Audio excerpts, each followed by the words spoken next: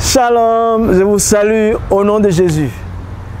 Bienvenue à cet autre programme de la bonne voie, le temps de se surpasser. Le temps de se surpasser. C'est pour toi, mon frère. Depuis partout où tu regardes, c'est le temps de te surpasser. Je sais que nous sommes suivis par la grâce de Dieu à l'extérieur et à l'intérieur.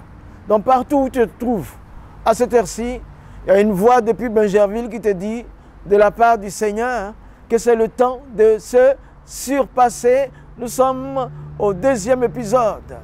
Voilà, les temps sont tellement mauvais et qu'il faut se surpasser. Même si les temps étaient meilleurs, il faut se surpasser pour garder le bon sens. C'est qu'il faut toujours se surpasser pour être dans le sens du Seigneur. Surpassement qu'il faut. Il faut se surpasser. C'est l'image de la femme qui souffre au moment de l'enfantement. C'est l'accélération de la douleur, mais elle va se lever au-dessus de la douleur et donner un coup de pouce. Allez! Et voilà, l'enfant est beau.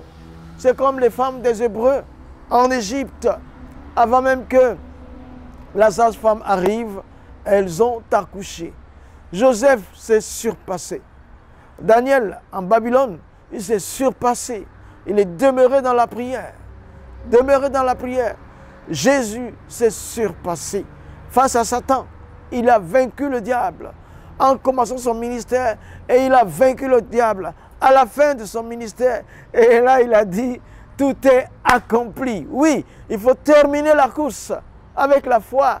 Le combat est là, c'est âpre. Sois au front. Jésus, avant de commencer, il a affronté le diable et il a défait totalement. Maintenant, sur la croix, il pensait avoir la victoire, mais Jésus a encore vaincu le diable au point qu'il a cloué sur la croix l'acte qui nous condamnait. Oui, c'est parce qu'il s'est surpassé. Aujourd'hui, nous parlons de surpassement. Surpasse-toi. Je dois me surpasser parce que c'est le temps de se surpasser. Vous vous souvenez que on était en train de commencer un enseignement sur l'Apocalypse. Je vais donc directement aller à la lecture d'Apocalypse 12, les 6 premiers versets. Mais souviens-toi, surpasse-toi. Oui, c'est vrai, c'est à toi que je parle. Tu as le moyen de te surpasser, le Saint-Esprit est là pour t'aider. Et tu auras la victoire, c'est pas trop loin. Un grand signe parut dans le ciel, une femme enveloppée du soleil, la lune sous ses pieds, et une couronne de 12 étoiles sur sa tête. Elle était enceinte, et elle criait, étant en travail et dans les douleurs de l'enfantement. Un autre signe parut encore dans le ciel, et voici c'était un grand dragon rouge, ayant 7 têtes et 10 cornes, et sur ces têtes-là, 7 diadèmes. Sa queue entraînait le tiers des étoiles du ciel et les jetait sur terre. Le dragon se tint devant la femme qui allait enfanter afin de dévorer son enfant lorsqu'elle aurait enfanté. Elle enfanta un fils qui doit paître toutes les nations avec une verge de fer. Et son enfant fut enlevé vers Dieu et vers son trône. Et la femme s'enfuit dans le désert où elle avait un lieu préparé par Dieu afin qu'elle y fût nourrie pendant 1260 jours. 1260 jours, c'est égal à 42 mois de 30 jours. Ça fait 3 ans et demi. Donc, ainsi va donc la parole du Seigneur. Nous allons aller, vous vous souvenez, qui est dans l'épisode précédent, je vous invite à regarder ça, donc je vais faire juste un résumé des passages. La femme n'était pas Israël, la femme, ce n'était pas Marie, mais la femme, c'est l'église de Jésus-Christ. C'est l'église de Christ avec les saints de l'ancienne alliance. Donc, elle était enveloppée du soleil. Le soleil, c'est le soleil de justice. Le soleil de justice, c'est Jésus-Christ. Malachie décrit Jésus comme le soleil de justice. Et la lune sous ses pieds, la lune a peu d'éclat. Elle tire son éclat du soleil. Donc, la lune n'est pas aussi éclatante. Donc, la lune, c'est la grâce de Dieu qu'il fait à son Église. Donc, le soleil est là pour éclairer par Jésus-Christ et la lune apporte la grâce. Le soleil de justice, c'est Jésus-Christ. Donc, c'est là qu'on s'est arrêté. Vous êtes priés de regarder le temps de se passer, premier épisode. Alors, que veut dire maintenant la couronne de justice que nous dit toujours la fin du verset premier? La couronne de justice, la réponse est que elle fait allusion, selon moi, il s'agit de la couronne des vainqueurs. C'est la couronne des vainqueurs. Elle fait référence à notre appel à mener une vie de sanctification qui donne la victoire pour régner avec Christ. La couronne de justice, c'est notre vie de victoire. C'est ta vie de victoire. C'est ta vie de victoire. Seigneur Jésus est là pour t'aider à mener une vie de sanctification et de victoire. Regardons Apocalypse 3, verset 21. Celui qui vaincra, je le ferai asseoir sur mon trône, comme moi j'ai vaincu et me suis assis avec mon Père sur son trône. Voilà, tu vas aller t'asseoir sur le trône demain avec Jésus-Christ. Alors il faut vaincre. Ta couronne te permettra d'avoir cette position-là. Apocalypse 3, verset 21. Galates 3, 27. Vous tous qui avez été baptisés en Christ, vous avez revêtu Christ. Tu as été baptisé dans le Christ. Baptême physique, baptême dans le Saint-Esprit, tu revêts Christ en toi pour la victoire. Ce sera la couronne pour toi. C'est pourquoi il faut te surpasser. Il faut te surpasser. Alors, Apocalypse 1, 20, que signifient les étoiles? Premier élément de réponse, ce sont les anges, les serviteurs de l'Église. Les étoiles sur sa tête, avec les 12 étoiles sur sa tête. Ce n'est pas forcément les 12 tribus d'Israël, mais c'est aussi, surtout, les anges et les serviteurs dans l'Église. Regardez avec moi Apocalypse chapitre 1, verset 20. Il dit, le mystère des 7 étoiles que tu as vues dans ma main droite et de 7 chandeliers d'or. Les 7 étoiles sont les anges des 7 églises. Et les chandeliers sont les étoiles, les 7 étoiles de l'église. Amen. Il dit à Jean, Apocalypse 1, 20, il dit le mystère des 7 étoiles que tu as vu dans ma main droite et des 7 chandeliers d'or. Les 7 étoiles sont les 7 anges de l'église, ce sont les serviteurs de Jésus. Et les chandeliers d'or sont les églises. Le 7, c'est toujours la perfection. Oui, les étoiles, nous sommes les étoiles. Nous sommes les étoiles du Seigneur. Oui, nous les servantes, les serviteurs de Dieu, nous sommes les étoiles du Seigneur. Oui, nous sommes les serviteurs de Jésus. Les serviteurs de Jésus, oui. Voilà, donc, les étoiles font référence à l'enseignement de la sainte doctrine donnée par les apôtres de Jésus-Christ.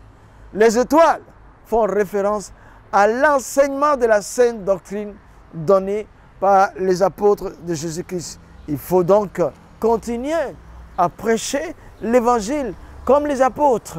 Il faut donc penser à retourner, puiser nos ressources dans l'église primitive où l'enseignement des apôtres a marqué les générations jusqu'à maintenant. Les enseignements là, ce sont les étoiles, les 12 apôtres. Oui, c'est ça aussi. Que veut dire les 12 couronnes? Les couronnes font appel à notre vie de vainqueur pour régner avec Christ. Les 12 couronnes des vainqueurs, oui. Les 12 apôtres, oui, c'est ça. Même l'enseignement des 12 apôtres, même Judas, il avait un rôle à jouer. Il fallait que quelqu'un trahisse, il fallait que quelqu'un trompe. Alors, Judas avait été choisi même par Jésus, donc il faisait partie des 12. Oui, pour que aujourd'hui nous puissions avoir la salvation. Donc, les 12 couronnes. Voilà. Et nous allons entamer maintenant le verset Dieu. Nous faisons une remarque. Dieu nous encourage à mener notre combat spirituel en nous conformant aux enseignements des 12 apôtres. Mène ton combat avec l'enseignement de Jésus-Christ diffusé par les 12 apôtres. Hey, ça donne la foi, la parole de Dieu, les 12 apôtres, la parole de Dieu donne la foi pour continuer le combat. Le combat que nous menons est le bon combat de la foi. Notre appel est manifesté par une vie de vainqueur. Ton appel doit être manifesté par une victoire totale. C'est pour ça que Paul s'en va dire en Romains 8, 37, il dit nous sommes plus que vainqueurs. Parce que nous sommes des étoiles victorieuses de la main du Seigneur même.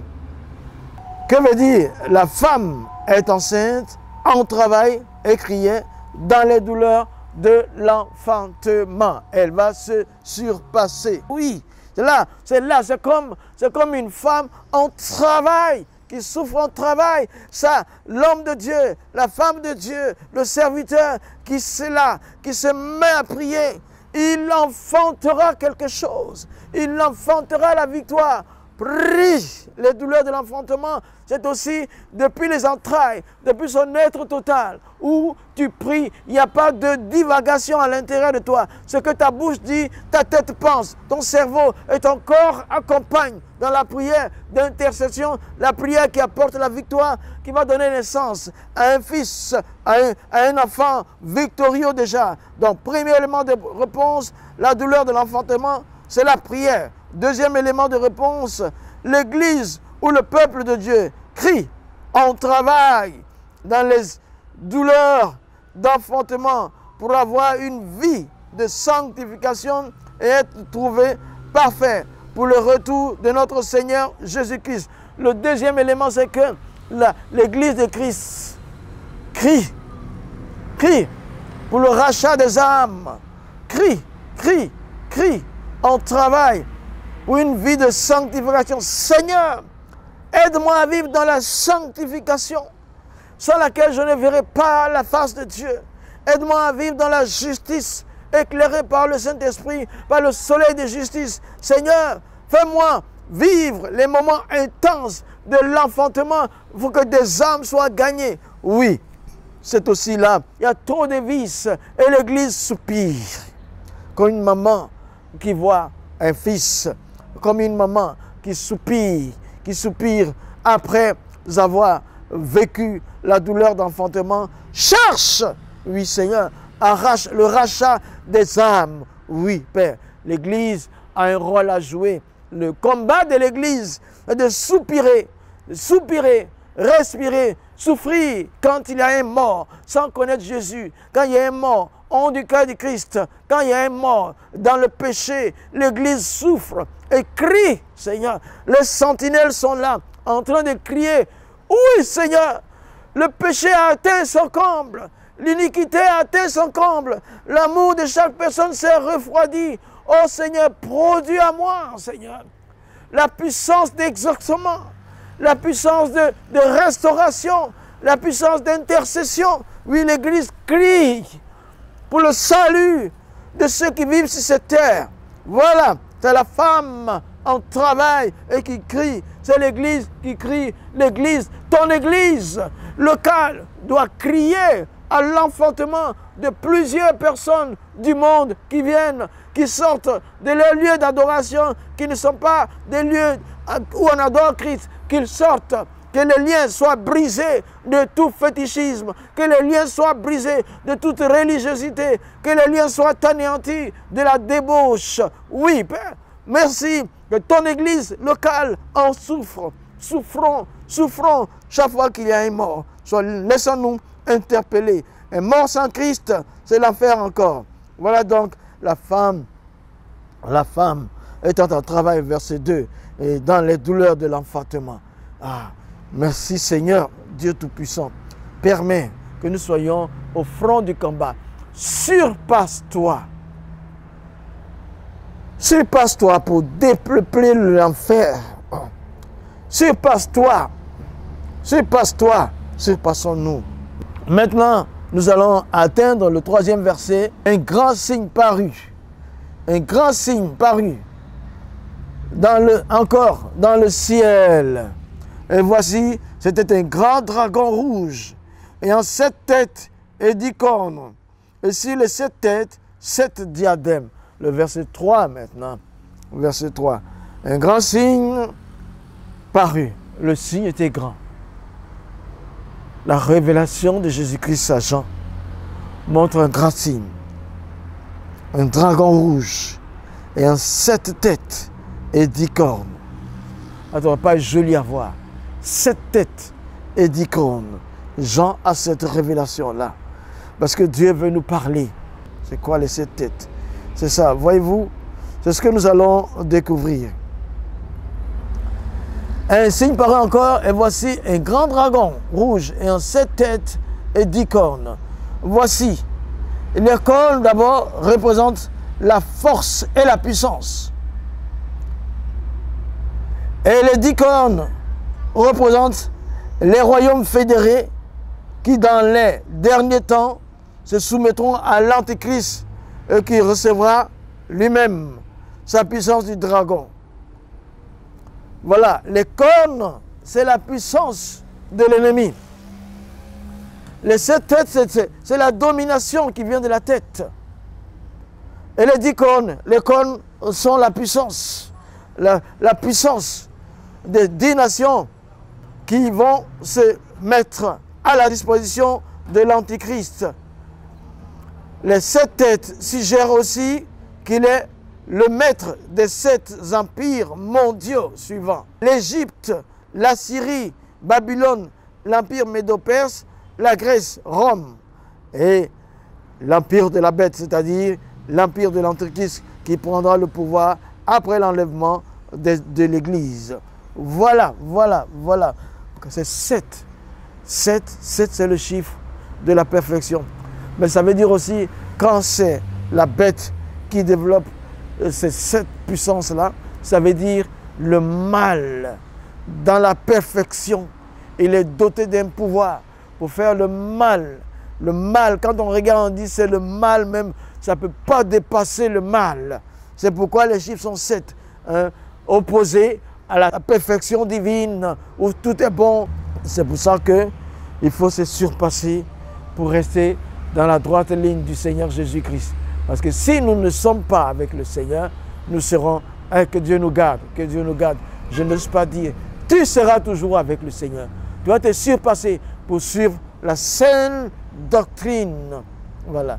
On va peut-être encore regarder et voir que représentent les diadèmes. Les diadèmes ou couronnes représentent le règne et l'autorité, comme nous l'avons déjà vu. Le diable a autorité sur les rois de cette terre et sur les nations. La couronne ou le diadème, ça représente l'autorité. Et vous voyez comment le diable a autorité sur les rois et les gouvernants de ce monde. Oui. Il est appelé le prince de la puissance de l'air dans Ephésiens 2:2 et le Dieu de ce siècle. 2 Corinthiens 4:4. Sa queue entraîne les étoiles du ciel et les jeta sur la terre. Que représentent les étoiles? Les étoiles représentent les serviteurs de Dieu qui sont dans sa main droite. Apocalypse 1, verset 20 à 21. Voici donc la séduction de la queue. La queue du dragon va séduire les serviteurs de Dieu. Restons sur ça un instant. De nos jours, les gens sont avec Christ et ils se laissent séduire. Et la séduction là, de la queue, elle est subtile. Subtile. D'abord, la séduction elle-même, elle est quelque chose de très mauvaise. La séduction, celui qui te séduit ne sait pas qu'il est lui-même séduit. Et la séduction est toujours belle. Et là, elle cherche une alliée. La subtilité, la queue du dragon arrive à ramasser les serviteurs de Dieu et à les jeter. Ce n'est pas le combat qui a eu lieu là-bas. Hein? Non, ce n'est pas ça. Vous pouvez regarder Apocalypse 1, 20. Il ne faut pas se laisser avoir dans cette subtilité-là. Ne se laisse pas. Aujourd'hui, nous voyons comment les gens commencent bien leur ministère et se laissent séduire par l'argent. Subtil. Les gens commencent bien leur ministère et se laissent séduire par le sexe opposé. Subtil. C'est la queue du dragon qui te fait dévier. C'est le temps là. C'est pourquoi il faut te surpasser pour tenir bon. Tiens bon. Regardez Daniel 12, verset 3.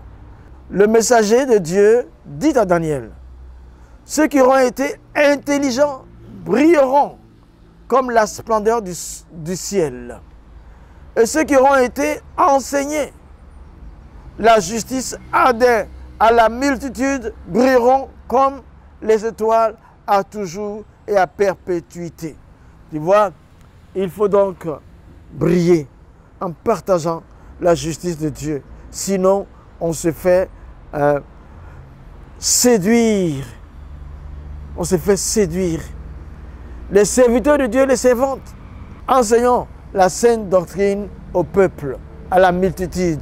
Ça va faire que nous allons briller comme les étoiles. Et nous n'allons pas nous laisser entraîner dans la séduction. Oui, ça c'est juste le verset 3. Vraiment, la queue entraîne le tir des étoiles. Ça n'a rien à voir avec la guerre des anges déchus. Non, c'est pas ça. Non, c'est pas ça. Les étoiles ici, nous savons, sont les serviteurs de Dieu. C'est ça que Daniel parle. La justice, ils brilleront comme la splendeur des étoiles. Oui, c'est le corps de Christ, c'est le peuple de Dieu, c'est les servantes et les serviteurs de Dieu qui vont enseigner la saine doctrine et qui vont briller, ne se laisseront pas ravir la lumière de Christ qui est en eux. Oui, ne te laisse pas ravir la lumière de Christ qui est en toi. Il faut briller comme les étoiles. Enseigne, pratique la saine doctrine et sois une étoile brillante pour la gloire de ton Seigneur. Merci Seigneur, merci Dieu Tout-Puissant. Nous allons nous arrêter au chapitre 12, au verset 3. Au verset 3, nous allons faire aujourd'hui deux versets. Mais attention, attention à la queue du dragon. Subtilité sur ton chemin. Séduction sur ton chemin. Subtilité sur ton chemin. Surpasse-toi pour ne pas tomber dans la subtilité. Hey, subtilité, séduction sur ton chemin. Surpasse-toi pour ne pas te laisser séduire. Alors, ton étoile brillera. Toi-même, tu vas briller comme une étoile. Oui. Et l'ennemi, le dragon, sa queue ne pourra pas te ramasser et te jeter, te faire chuter. Oui, c'est pour ça qu'il faut se surpasser dans la lecture de la parole, se surpasser dans la manifestation de l'Esprit de Dieu et les miracles. Surpasse-toi pour la gloire de Jésus-Christ. Surpasse-toi pour rester dans la sanctification. Surpasse-toi pour donner cet enseignement à la multitude.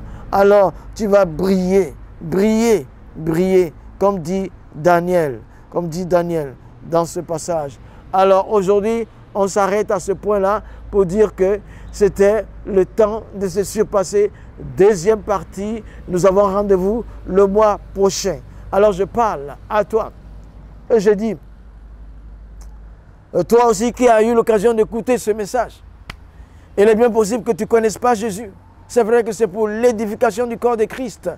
Mais si jamais c'était le cas, donne tout justement ta vie à Christ et tu vas bénéficier de l'efficacité de cette vie du Seigneur, de son amour profond.